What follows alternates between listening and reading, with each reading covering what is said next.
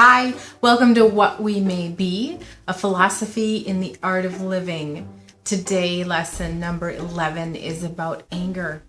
Anger is one of many emotions we experience along the emotional spectrum, but there's a lot of power behind anger, and that's why I think we want to deal with that one specifically.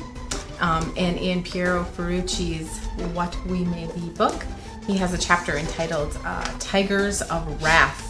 When you think about a tiger and the ferocious energy of a tiger, and what if you could channel that energy, that angry energy, into something productive? What do we do with our aggression? What's the difference between aggressiveness and assertiveness? How do we stick up for ourselves? How do we utilize our energy? So there's a review on aggression, which is an exercise that Piero recommends we try. And so it's not so much a visualization as it is something to think about. So I'm going to read the instructions to you here, and you can either do it along with the video or jot down some notes about the instructions and do it like in a quiet meditation or journaling exercise, however you choose to do it. Maybe even going for a walk and just kind of letting these ideas float around in your head and see what occurs to you. Review on Aggression is the title, and the following questions allow you to look at ways you experience aggression. All right, what form does aggressive energy take for you? What form does it take? What form does the energy take? Is it, are you violent? Do you have to go for a walk? Do you need to pull away from people? Do you act out and yell and scream? Do you get quiet and shut down? What form does aggression take? Take a few minutes to think about the ways you manage your aggressive energy and see what your favorite channels and habitual modes are. There's a big difference between shutting down and acting out. Those are just a couple of examples. How does aggressive energy appear for you? Do you express it or repress it? What is your attitude about it? Do you fear it, despise it, enjoy it, or harvest it? Fear it? Sometimes we don't even want to own our own aggressive energy, especially if we've been taught that anger is not okay.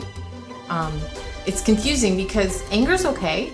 It's our choices and how we act when we're angry that often isn't okay. But anger itself as an emotion is perfectly healthy, and we need it. We need to experience it, and we need to learn to express it constructively, healthfully, and as a way to release it.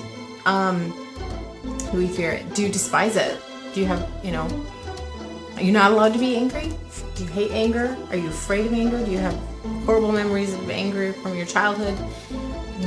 What does this bring up for you? Do you enjoy it? I knew somebody who actually, I don't know if she'd go so far as to say she enjoyed anger, but of the various emotions that she experienced, she shared that anger was at least a productive one because she hated feeling sorry for herself. That was pity in her mind was the worst emotion. It wasn't allowed. This is her thing. But anger, that was okay because that compelled action.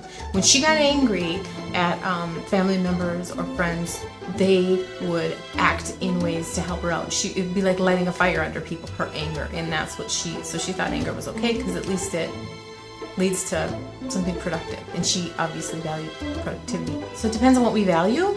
I very much value harmony. So for me, shutting down and kind of moving away is probably more my mechanism because I don't want to ruffle feathers or make a big deal. Everybody's different, and there's no right or wrong way.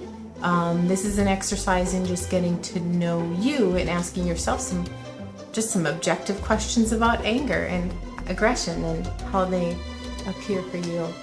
Harvest it. That's an interesting concept.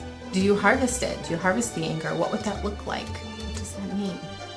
What is your attitude about aggressive energy? That was that question. And then, or perhaps, do you fail to experience it at all? Do you just repress it, deny it, and pretend it isn't there? That's another possibility. No judgment here. It's just, what do you do? Getting to know yourself. Are there specific patterns to your aggressive energy and situations or people that specifically tend to arouse it? If so, it might be worthwhile to look a little more deeply at that. Do some journaling, again, go for a walk, things that might help you think about how that shows up for you. This is an exercise in transforming angry energy or aggressive energy. Pick a project or an activity to which you want to give more steam, something you want to really just get at. Now, set that project aside for the time being and get in touch with your aggressive feelings. Feel their vigor, vibrancy, and the effect they have on your body. Where do you feel the adrenaline in your body when you're angry or aggressive? Or the hurt that they cause you. Give them, so to speak, space, and that is observe them without judging them or immediately labeling them in some way, your feelings of pain and aggression.